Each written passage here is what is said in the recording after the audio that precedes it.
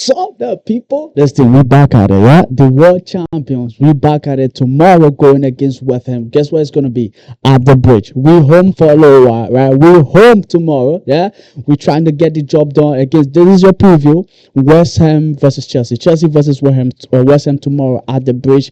Can we get it done? Listen, according to Liam Rosenior, it's his words, not my words, yeah? Tomorrow is the most important game. And I agree with him because what? We fighting for top four right now. Looking at the table, it's not looking good, bruv. Yeah, we got United sitting above us right now. That's no good. That is absolutely no good.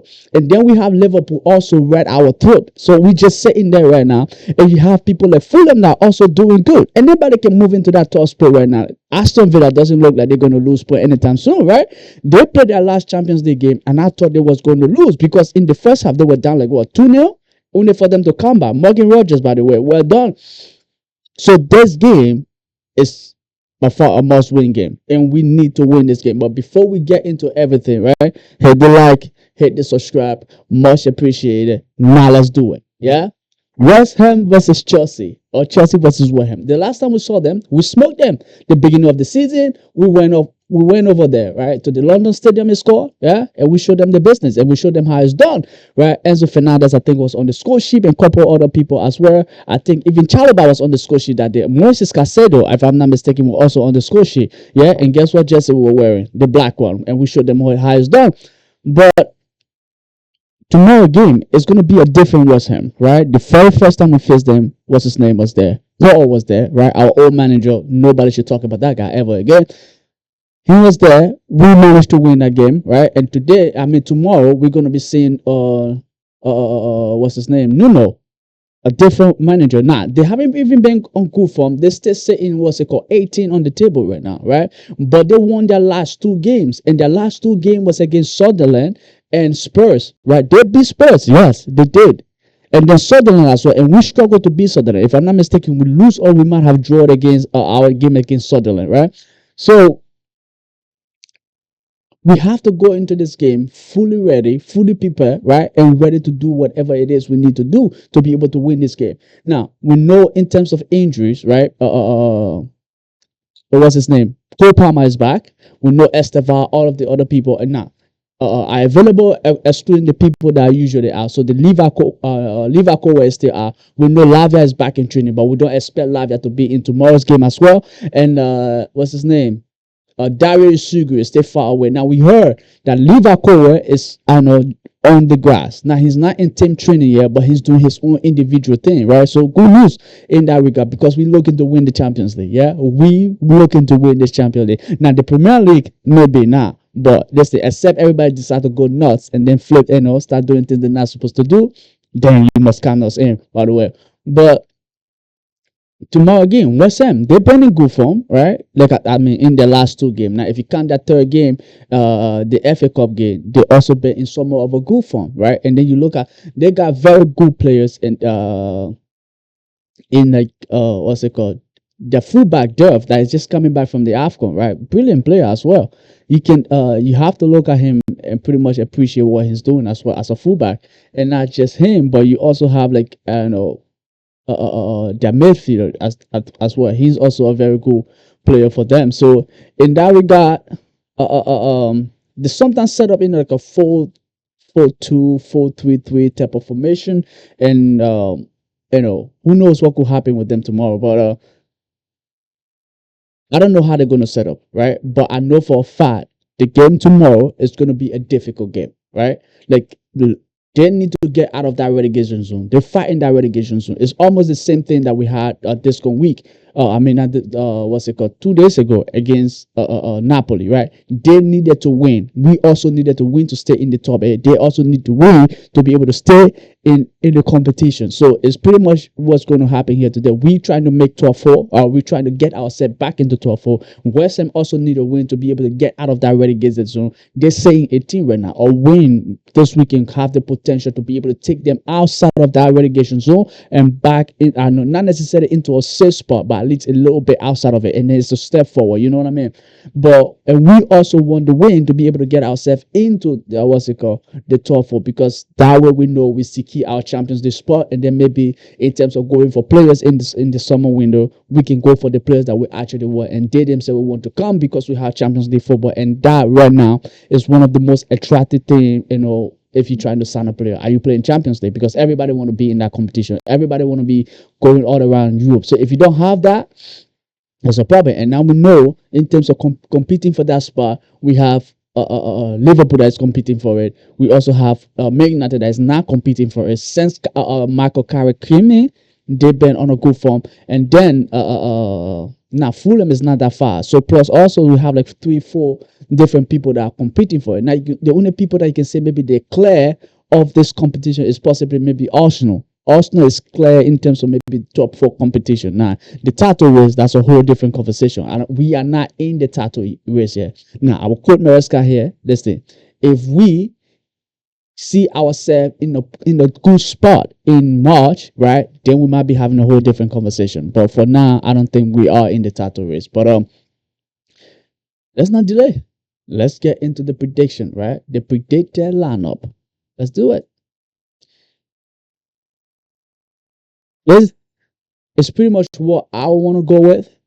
Well, sorry that I'm showing you this and going like this is what I want to go with. Not this, but the lineup that I want to go with, right, tomorrow. So Badi the she. So basically the back line, everything in the back line, I will keep. So Sanchez starting tomorrow, Cucurella left back, Badi the she I expect to start because Fofana and all of those people are still in the what's it called, process of, I don't know, like easing them back into the team. Now we can see Regime play multiple games. Even tomorrow, I won't be surprised if Regime is on the bench, right? Because they stay in that process of trying to manage them and make sure they don't go back to being injury and all of that. Because it's like they're going back to be injured. It's not so much, it's like they won't, it takes a mental toll on them as well. So it's more of a protection for them, as much as we want to see them play every single game. But I would definitely have Regime in my lineup tomorrow, right, for the game tomorrow. So James, Chalobah, and Badideshi. I don't expect Fofana. Now, I'll be surprised if Fofana do start this game. Now, maybe the reason I'll be surprised if he start this game because Chalobah didn't start the last game, and I expect Chalobah to start this game, and then Badideshi as well to be in this lineup. Tosin is not available, and now if Josh is available and you put Josh in this lineup, I'm also. Nah, no, he is available. If they put Josh in this lineup, I'm also okay with it. Against West Ham, I think he should be fine. Now, Casedo and Enzo Fernandez, right? These two, I'll go with them. You see, when we play against Napoli, right? I was all for Santo playing this game. In Milano, I didn't have Santo there, right? I have Casedo and Enzo. And the reason why I did that, because we wanted control. I wanted Chelsea to control the midfield, or we need to control the midfield. And we saw that once Santo was taken off and Enzo went back to that role, right? We gained more control of the game, right? Now, we lost Enzo in terms of him being up there in terms of creativity, but then we have Palmer on the pitch for that, so we weren't really missing anything. But Enzo coming back, we started to gain more control of the game, right? Him being on the ball a lot more, right? While Casedo's is just there to make sure everything go according to plan, not necessarily on the ball a lot, even though he also gets on the ball a lot. But Enzo pretty much controlled the game. So tomorrow, I think we will need that as well, because West Ham at time play in that back three almost in a like 3-4-3 or 3-5 type of formation, right? So it's like the midfield is also crowded, and we need to be able to get control of this midfield tomorrow if we're gonna have the chance to win this game, right? But then in the 10, Cole is available. Rosenior said Cole is available. So I want to see Cole on the pitch. It's done. It's easy. It's that simple, right? He's available. I want to see him on the pitch tomorrow, right? He didn't get to start. He played at least maybe 40-45 minutes against Napoli, right? 2 assists. Now, wasn't the most astonishing Cole display you will see, but he gave 2 assists that was crucial for our win. And, João Pedro doing what João Pedro did, right? So him, definitely, I want to see him on the pitch tomorrow. And yeah, man, let's see what Kopama can do for us. And I know it definitely will influence the game. I don't expect him though to get a full 90 minutes, right? But I expect him to be on the pitch to do some Kopama stuff, right? We've been missing that for a little bit. And Yeah. And then what's it called? On the left, hmm, this is where I'm torn, right? Esteva have started like what, 2 games, 3 games? I think the last 2 games for Chelsea, I know he started them, right? Do I expect Esteva to start the game tomorrow? I don't think so, right? I won't be shocked if I see him on the page on the starting 11. Now, I will wonder, right? Because the last time he faced West Ham, it was good, right?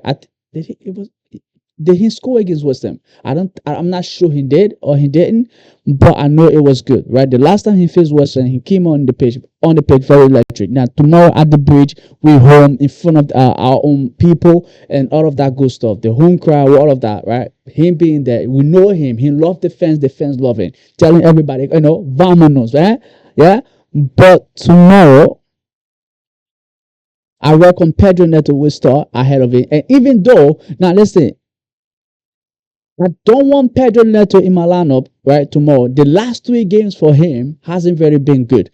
Now, as much as I don't expect Esteva to start tomorrow, but I'll also be okay, like I said, with him in my lineup. So Palmer, Esteva, right? We saw that connection, especially the very first Pedro goal, right? It was, I think, reaching Esteva got on the ball, found Palmer. Palmer then go to Pedro turn, finish, and that was brilliant, right? So I want to see a little bit more of that, and that was the thing we were hoping for under Maresca, right? When Maresca was the manager, that front line fluidity between them, because I was very much interested in that, because Palmer can play in Esteva position, Esteva can play in Palmer position, and now we see in Palmer, especially in that Napoli game, having the quote unquote free role to be able to roam around. Now, in the words of Maresca, that's absolute chaos. It can happen, right? That would just be total chaos. Now, I get where Maresca is coming from, but with people like Palmer, you need him to move as much as possible. Now, keeping him within certain restriction, playing in that 10 position, that's too much of a problem, right? But we see against Napoli, he left, he will come down, come pick the ball, go with it. In that way, Palmer himself gets himself involved in the game instead of the entire team trying to find him. Now he making himself available by his movement, because when he's just stuck in that midfield, right? Now we have to find him in pocket spaces. That's the problem, right? We let the man roam around wherever he want to roam around. That now is mostly going to be on the right hand side anyways, right? That's why we play with almost nearly like a 2-10. So now you see Fernandez go on the left hand side, also add as another 10. So it's just the both of them, right? But so Palmer Esteva, right? I want to see that combination. And I know the both of them when they on it, right? It's pretty good. And then on the left, on the left hand side, right? I'm torn between Garnacho and Gittins, but uh uh uh uh. But for now, I'll go with Garnacho. Only because Garnacho have been better when it comes to the Premier League than Gittins has been, right? Now it depends on the game. Maybe tomorrow Gittins can come in and then put in a shift, right? And I know he must be frustrated about the fact that Rosenior put him in and then put him off in that Napoli game as well. But Garnacho, even when he came on in the Napoli game, look like he seems to have a much better impact on the game than